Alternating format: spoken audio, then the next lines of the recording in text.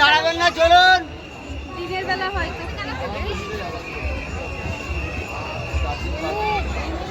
ফোনে ক্যামেরা করে নিয়ে যান, বাড়ি গিয়ে মন্দিরে দেখেন।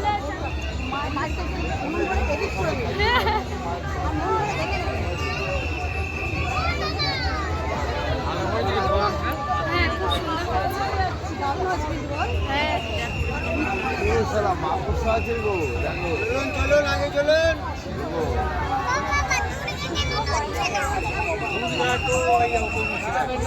Ini